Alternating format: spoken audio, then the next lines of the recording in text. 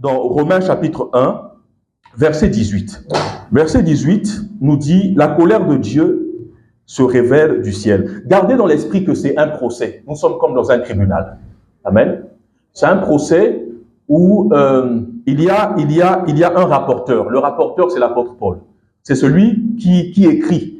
Pendant un procès, à l'époque, je ne sais pas si aujourd'hui ça existe encore, mais il y a quelqu'un qui écrit, n'est-ce pas? Qui écrit les chefs d'accusation, la défense de chaque condamné et la conclusion, l'issue du procès.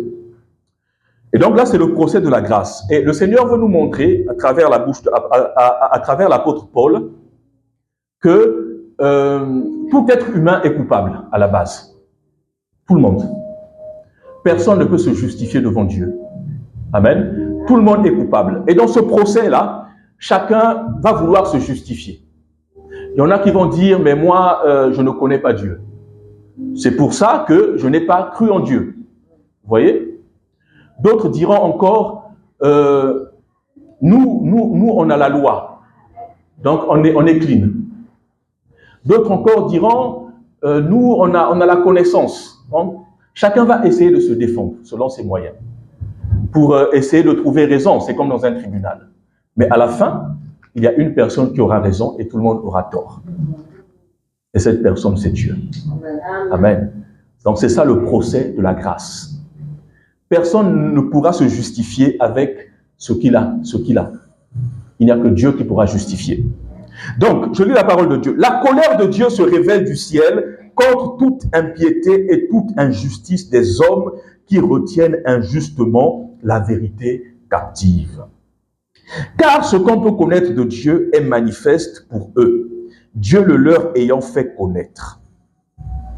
En effet, les perfections invisibles de Dieu, sa puissance éternelle et sa divinité se voient comme à l'œil depuis la création du monde, quand on les considère dans ses ouvrages.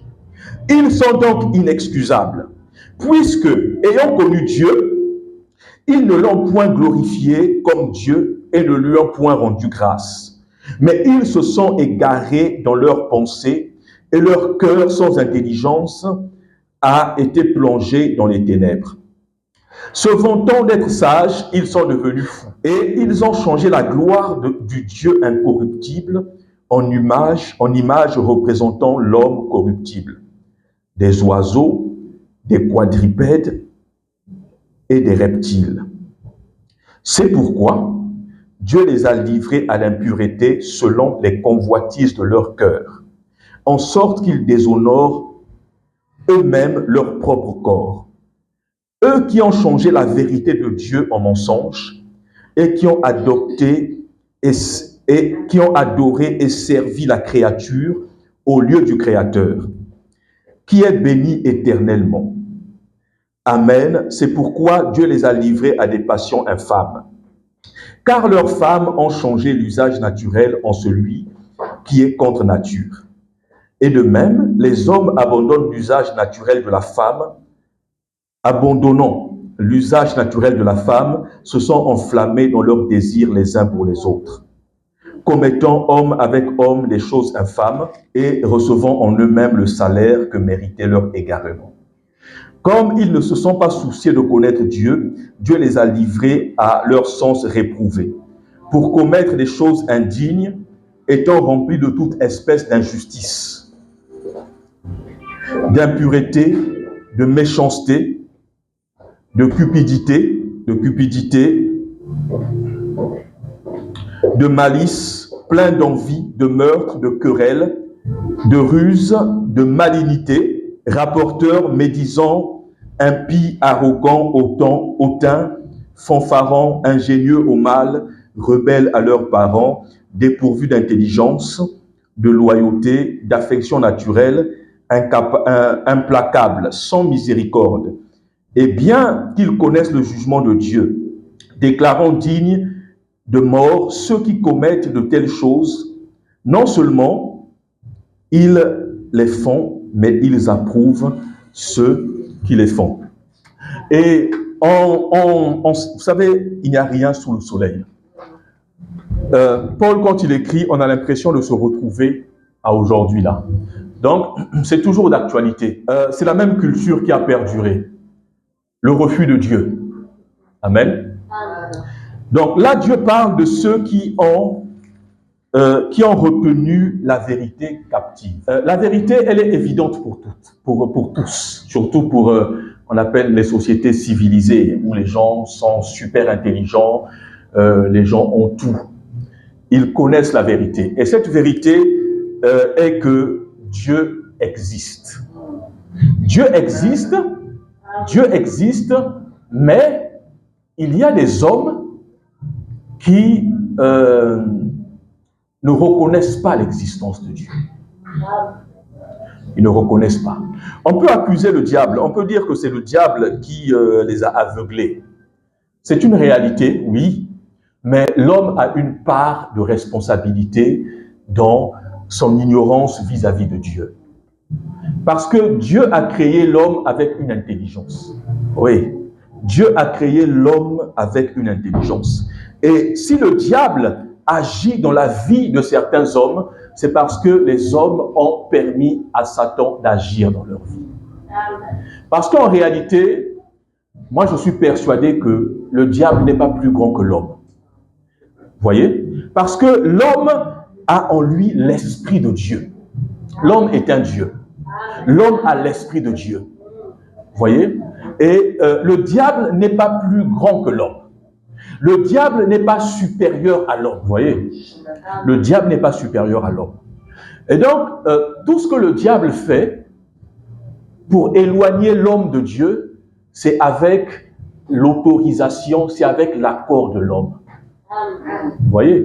Parce que Dieu a doté l'homme, bien aimé, l'homme est un être très complexe. L'homme est un être intelligent. L'homme est un être spécial. Il a été créé d'une manière très spéciale. Dieu a dit, faisons l'homme à notre image et à notre ressemblance. Donc l'homme a été créé à l'image et à la ressemblance de Dieu. Alléluia. Et Dieu a donné la domination à l'homme. Donc l'homme est un être très puissant. Qu'on ne nous fasse pas penser le contraire. J'aime toujours répéter cela. C'est pour nous prendre conscience de ce que nous sommes. C'est nous faire prendre conscience de ce que nous sommes. L'être humain est un être très complexe. Alléluia. Et donc, je répète encore que si le diable arrive à influencer l'homme, c'est parce que l'homme veut bien être influencé. C'est parce qu'il veut se laisser avoir. Vous voyez? Et donc, l'homme est un être très intelligent. Et Dieu a donné à l'homme des capacités de jugement, de discernement en toutes choses. Discernement. Et ce que Dieu reproche à ces hommes-là, c'est que malgré le fait que Dieu s'est révélé, Dieu, vous savez, il y a plusieurs sources de révélation. Dieu se révèle à travers sa parole. Amen. Mais ce n'est pas la seule source de révélation divine. Dieu s'est révélé par la nature. Par la nature. C'est pourquoi ne négligeons pas la révélation que nous avons reçue, la révélation primaire. À l'époque, nos aïeuls en Afrique qui ont habité dans les forêts, on dit qu'ils n'ont pas connu Dieu parce qu'ils n'avaient pas la Bible. Bien aimé, ils ont connu Dieu. Et ils avaient leur manière de servir Dieu selon la révélation qu'ils avaient reçue. Parce que tout le monde ne sait pas lire en français. Mais Dieu s'est révélé. Donc, Dieu se révèle, Dieu a plusieurs sources de révélation. Et de la même manière, Dieu parle aussi de plusieurs façons. Amen. Il peut parler dans sa parole, il peut parler par une personne, et Dieu a même utilisé l'âne pour parler, je pense, à Balaam. Dieu a utilisé un âne. Dieu peut parler même à travers un animal. Peut-être que l'animal ne sortira pas la voix, mais l'animal va peut-être faire des gestes qui vont te parler à toi. Amen. Un animal peut t'enseigner aussi. Amen. Et donc, ce que Dieu reproche à ces hommes-là, ils savent que Dieu existe. Pour ça, ils n'ont pas d'excuse.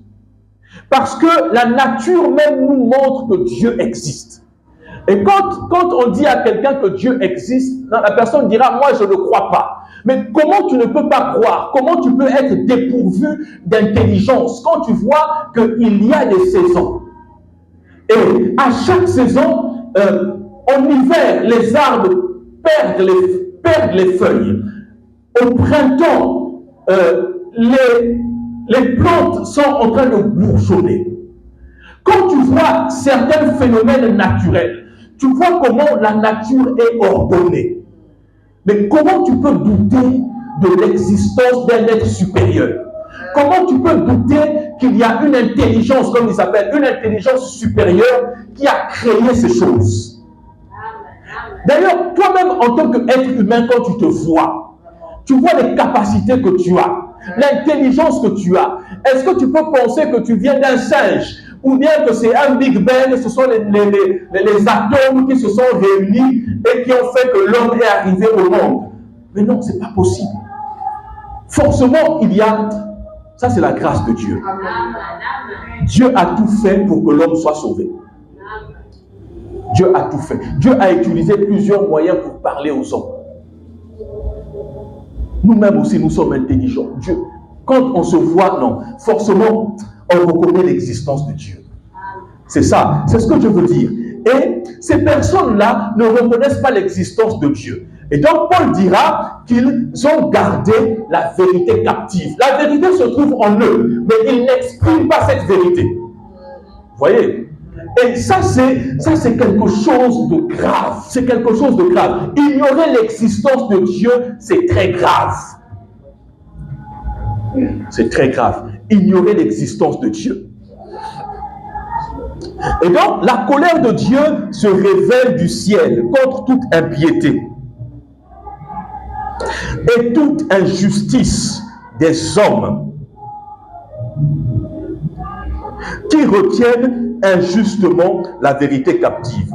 Est-ce que quelqu'un peut m'aider? Je n'ai pas recherché ça. L'impiété, c'est quoi? Le manque de piété. Le manque de piété, bon. Le foi, en fait. Faire vœu dans la foi. Ok. Alors, donc, la colère de Dieu, elle se révèle. Car ce qu'on peut connaître de Dieu est manifeste pour eux. Dieu le leur ayant fait connaître, Dieu a fait connaître aux hommes son existence. Et il continue encore à annoncer, à dire qu'il existe, à dire qu'il est vivant. Mais les hommes ont rejeté Dieu, les hommes ont méprisé Dieu, ils n'ont pas cru en lui. La conséquence, c'est quoi? Déjà qu'ils avaient en eux leur penchant, et la conséquence du rejet de Dieu, du rejet de la vérité, Dieu dira à travers ces quelques phrases. Au verset 24, le Seigneur dira, voyez, suivez un peu la chronologie, c'est pourquoi. Et à 3 reprises, le Seigneur va répéter, c'est pourquoi. On a fait un peu le français à l'école. C'est pourquoi. Il annonce une conséquence, n'est-ce pas? Donc, c'est à cause de ça qu'ils sont devenus telle chose. C'est à cause de ça qu'ils ont été livrés à leur penchant. C'est à cause de ça qu'ils ont été livrés au péché. Amen. Et l'expression qui revient, c'est livré. Ça ne veut pas dire que Dieu les a poussés, mais ils se sont exposés eux-mêmes à ces choses-là qui ne devaient pas se manifester s'ils avaient cru en Dieu, ces choses ne se seraient pas manifestées. Amen. Mais comme ils ont rejeté Dieu, amen, c'est pourquoi il y a des comportements qui se manifestent. Comme ils ont rejeté Dieu, c'est pourquoi ils tendent vers l'homosexualité, vers le lesbianisme. Comme ils ont rejeté Dieu, c'est pourquoi ils deviennent des criminels, parce qu'ils ont rejeté Dieu. Amen. Et donc, la leçon qu'on peut tirer ici, l'une des leçons, c'est que lorsque l'homme s'éloigne de Dieu, il s'expose au péché. Amen. Il s'expose au péché. Amen. Parce qu'il s'est éloigné de Dieu. Et donc, Dieu les a livrés à leur penchant naturel. Il les a livrés à leur penchant. Dieu est comme un père. Lorsqu'un fils a des désirs qui sont contraires aux désirs du père et qu'il persiste dans cette voie-là, le père à un moment peut dire « Ah, écoute, tu veux y aller? Je te laisse. Je t'abandonne. Vas-y, tu vas te cogner la tête et peut-être que tu reviendras. » Amen. Et donc, c'est le cas. Et donc, Dieu les a livrés parce que ils ont renoncé à Dieu. Alors, je m'arrête là d'abord pour que nous puissions réfléchir, voir un peu l'état dans lequel se trouve même notre nation, la France ici. Nous voyons qu'il y a l'immoralité est en train de grandir. L'immoralité est en train de grandir. Et lorsque je lisais cette parole, le Seigneur me dit que oui, je reviendrai là-dessus. Donc, l'immoralité est en train de grandir à tous les niveaux, que ce soit au niveau politique, que ce soit dans les entreprises, même dans les écoles. L'immoralité est en train de grandir. Et cette immoralité est causée par le fait que la société dans laquelle nous sommes a abandonné Dieu. C'est ça. Donc, c'est la conséquence de l'abandon de Dieu. Chaque fois qu'un homme a abandonné Dieu, il s'est retrouvé dans des choses sales. Il s'est retrouvé dans le péché parce qu'il a abandonné Dieu. Amen. Nous avons tous des pensées au-dedans de nous. Que ce soit des bonnes pensées ou des pensées impures. N'est-ce pas? Mais je réalise que celui qui empêche les mauvaises pensées de s'exprimer, de se voir, c'est Dieu. C'est Dieu. Amen. Tant que nous sommes proches de Dieu, il y a des choses qui ne peuvent pas s'exprimer. Il y a des choses qui n'ont pas le pouvoir de se manifester. Parce que nous avons la grâce de Dieu, nous avons la faveur de Dieu, la main de Dieu est sur nous. Amen.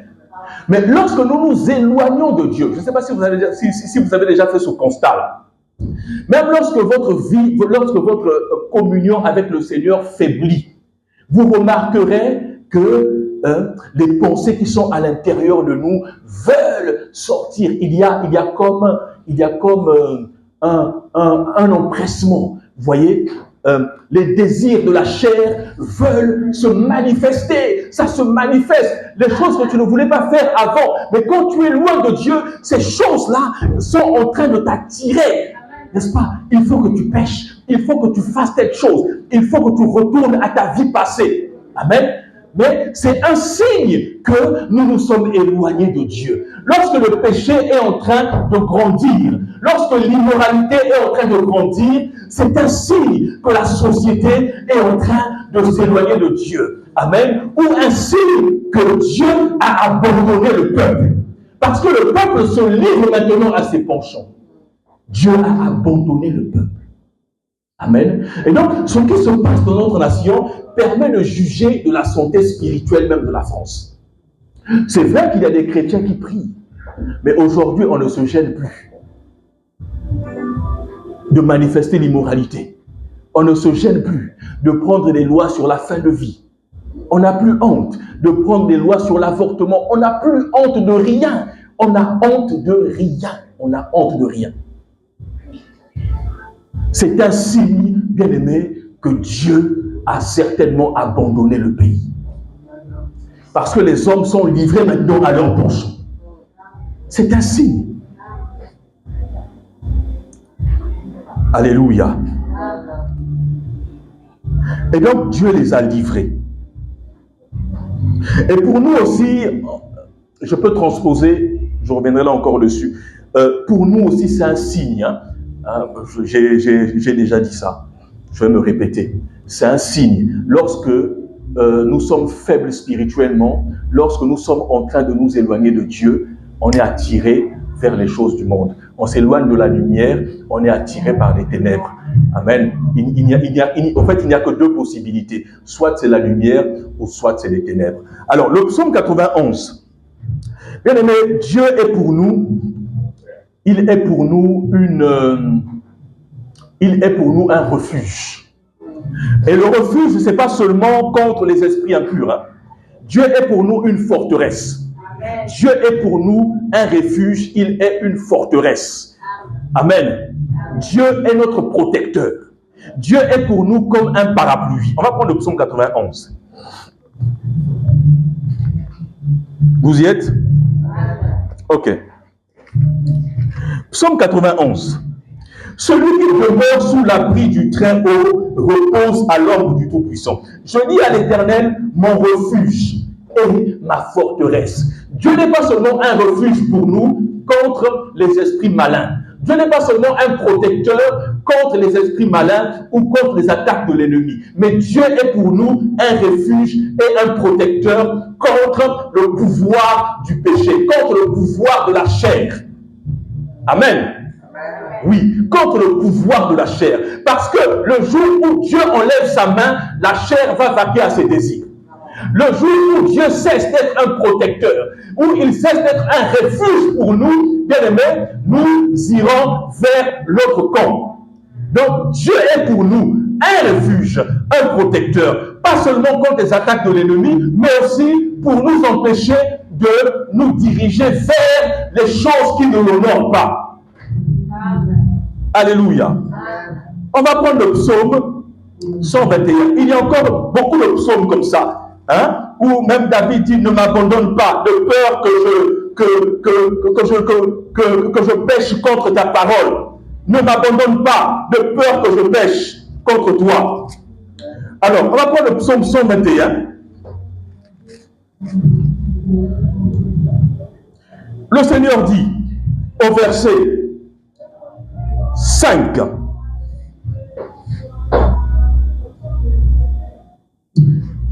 Au verset, d'où me viendra le secours.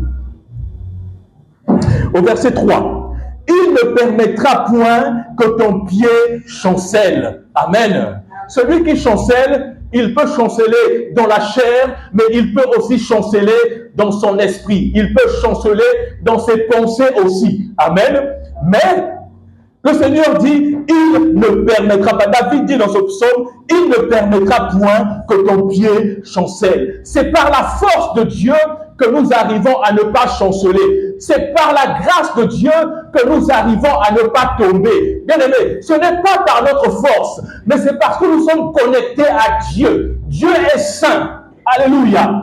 C'est parce que nous sommes connectés à sa sainteté que nous pouvons rester saints aussi. Amen. C'est parce que nous sommes connectés à lui que nous pouvons rester droits. C'est par la grâce de Dieu. Ce n'est pas notre force. Parce qu'un homme qui n'a pas Dieu, bien aimé, il va chanceler.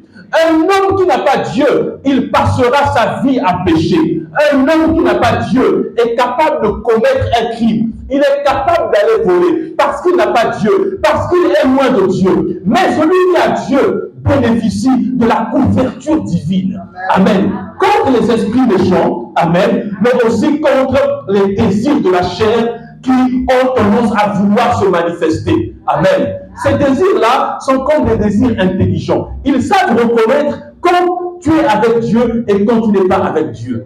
C'est bizarre. Ils savent reconnaître.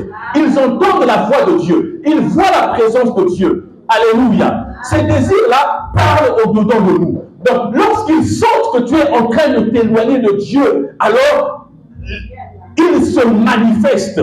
Ils deviennent encore plus forts. Mais dès lors que tu te connectes à Dieu, ils se taisent. Ah oui. Ces choses-là parlent au-dedans de nous. Amen. Ces choses-là parlent. Et donc, voici ce qui arrive à ces personnes-là qui se sont éloignées de Dieu, c'est qu'ils pratiquent des actions abominables. Amen. Ils font des choses qui ne glorifient pas Dieu parce qu'ils ont rejeté Dieu. Alléluia. J'ai un petit témoignage à raconter. Ce n'est pas de moi, mais c'est une histoire, je pense que tout le monde connaît. Avant, dans les écoles, il y avait des croix. Il y avait des croix dans les écoles. il y avait parfois une Bible. Il y avait une Bible. Et une fois, il y a quelqu'un qui a posé la question de savoir, mais pourquoi aujourd'hui on connaît un fort taux de criminalité dans le pays. Amen. On voit comment la jeunesse est en train de se perdre. Mais alors qu'avant, ce n'était pas comme ça. Et un serviteur de Dieu a répondu, mais vous avez chassé Dieu de vos écoles. Vous avez chassé Dieu de la politique. Vous avez chassé Dieu de tous les milieux sociaux. Amen. Mais ce que nous vivons, ce que vous vivez actuellement, ce sont les conséquences de ce que vous avez semé comme action. Parce que vous avez chassé Dieu. Que voulez-vous que Dieu fasse? Vous l'avez chassé de vos maisons. Vous l'avez chassé de vos écoles. Bien-aimés, on a chassé Dieu. Même dans nos maisons. Ah, cette parole me vient. Même dans nos maisons, bien-aimés, dans certaines familles, on a chassé Dieu. Même dans certaines familles chrétiennes, bien-aimés, on a chassé Dieu. Il n'y a plus de vie de prière dans les maisons. Il n'y a plus de vie de prière dans les maisons. Les familles ne prient plus ensemble dans les maisons. On a chassé Dieu. Même si on essaie de se maintenir, bien aimé, ça ne devrait pas être comme ça. Nos maisons devraient être des maisons de feu. Des maisons de feu. Des maisons où il y a tout le temps la louange, l'adoration. Des maisons où nous prions Dieu en tout temps. Nous privilégions des cultes en famille. Mais ce n'est plus le cas aujourd'hui. Ce n'est plus le cas. Ce n'est plus le cas. Et le Seigneur m'interpelle ce matin, bien-aimé, à restaurer aussi les cultes dans nos maisons. Restaurons la vie de prière dans nos maisons. Parce que si Dieu n'est plus dans nos maisons, bien-aimé, nos enfants seront transformés. Amen. Restaurons les cultes de maison. Restaurons les cultes de maison. J'aime toujours dire que quand je prêche, c'est pour nous pousser à retourner vers le Seigneur. Ce n'est pas pour accuser, ce n'est pas pour condamner, parce que je me retrouve aussi dans mes prédications. Je me retrouve dans mes prédications, bien-aimés.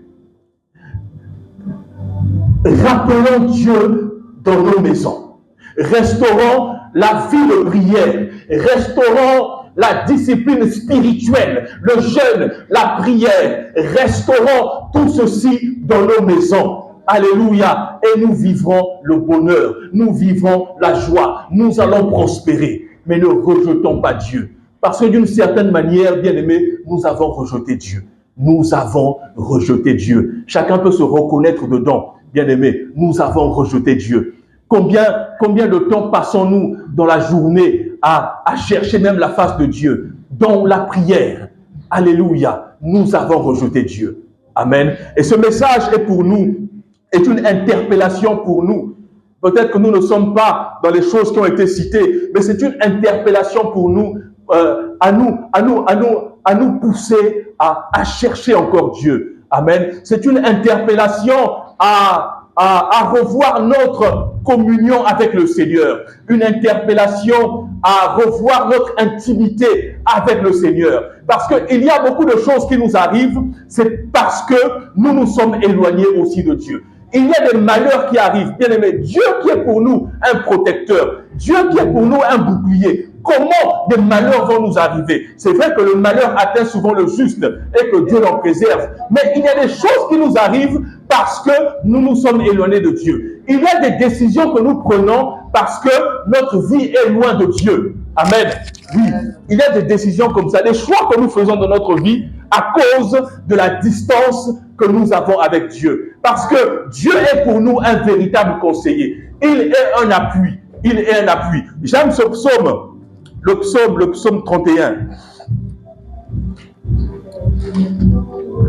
Dieu ne ment pas. S'il dit qu'il est pour nous un conseiller, psaume 32. J'aime ce psaume. Et chaque année, Dieu me rappelle toujours ce psaume. Amen. Chacun a sa parole qu'il a reçue de la part du Seigneur. Il dit, je t'instruirai et te montrerai la voie que tu dois suivre. Je te conseillerai et j'aurai le regard sur toi. Amen. Je t'instruirai et te montrerai la voie que tu dois suivre. Je te conseillerai et j'aurai le regard sur toi. Bien-aimé, si nous sommes proches de Dieu, il va nous conseiller. Il va nous montrer la voie à suivre. Il va nous conduire et nous ferons moins d'erreurs. Notre vie sera une vie bénie. Alléluia. Bien-aimés, pour terminer, rapprochons-nous du Seigneur. Ne rejetons pas Dieu, mais rapprochons-nous. Et cette parole-là, elle sera toujours d'actualité. Elle sera toujours d'actualité. Et j'espère toujours prêcher aux âmes de revenir vers le Seigneur. J'espère prêcher toujours cette parole. Que Dieu vous bénisse. On va se lever et on va faire une...